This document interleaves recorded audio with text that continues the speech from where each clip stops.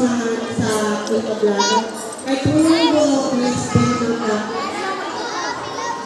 Sa ating kagalang-galang na Pulong Guro, Honorable Lorita Caberto.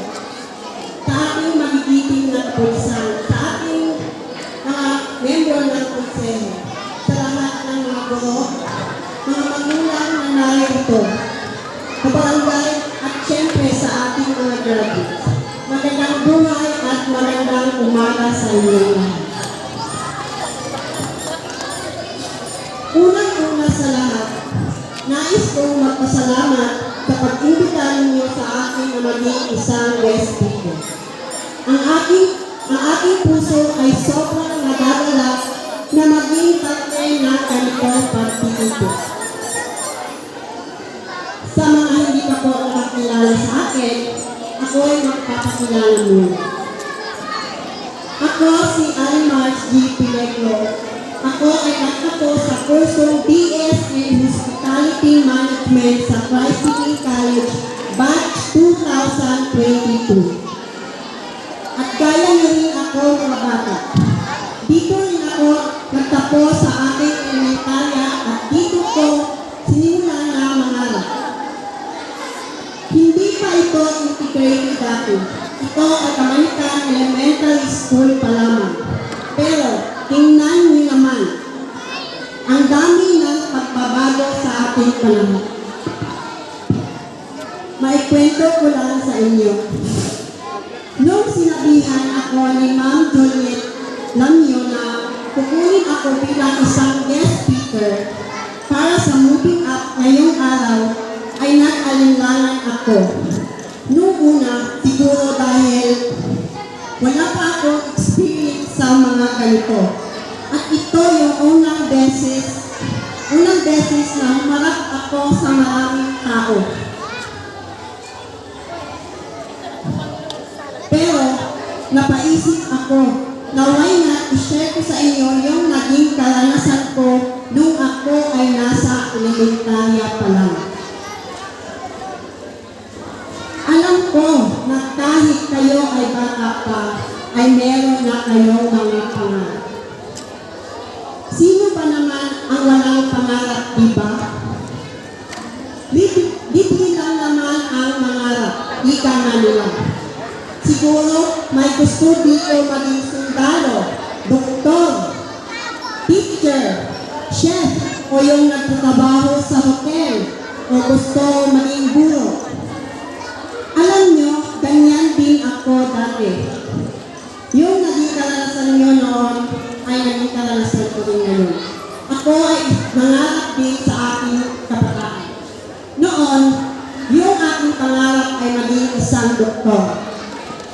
Pero, hindi ko siya nakuha dahil sa sobrang wala pa kaming masyadong source of income noon.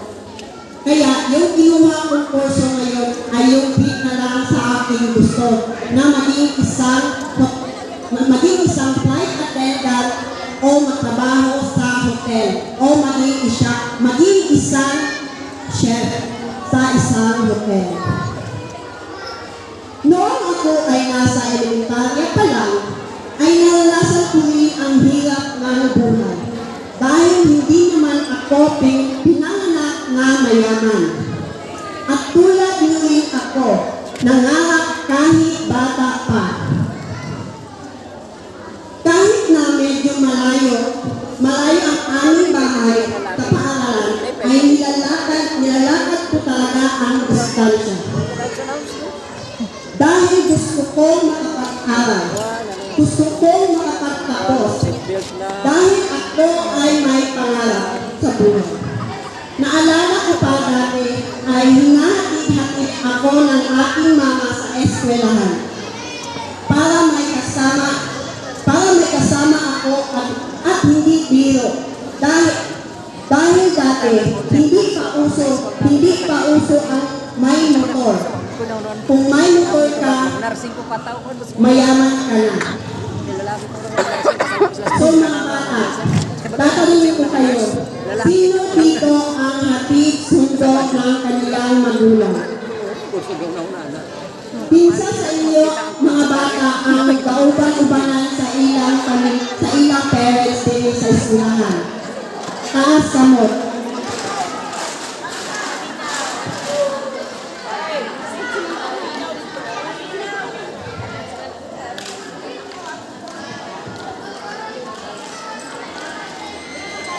Kaya sa lahat ng mga magulang dito, nahatid sundo ang kanilang mga anak, ay saludo ako sa inyo. Sapagkat nagpapakita lamang ng inyong suporta sa pag-aral ng inyong mga anak. Ito'y napakagandang alaala na siguradong babalik-balikan nila sa kanilang paglaki. Sa kanilang paglaki na minsan may mama at papa silang hinahatid-hatid sundo sila sa school.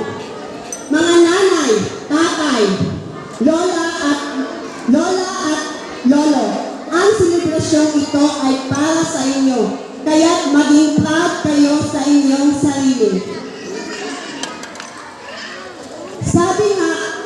Sabi ng tema,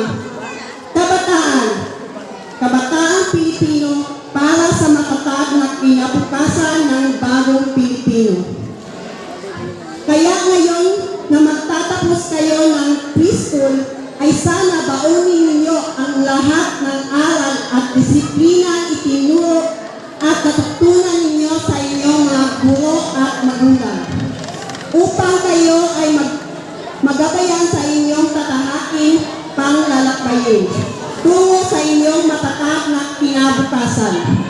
Palaging magdasal sa Kanya at magpasalamat sa lahat ng biyayang matatanggap. At bago ko po tapusin ang speech ko ngayon, lagi niyong tandaan, ang edukasyon ang inyong pinakadakilaang kayamanan na hindi maaaring nakawin ng inyong kapitbahay o ng sinuman tao. Tandaan din na ang edukasyon para ito ay magtagumpay ay hindi dapat limitado sa loob ng silid-aralan.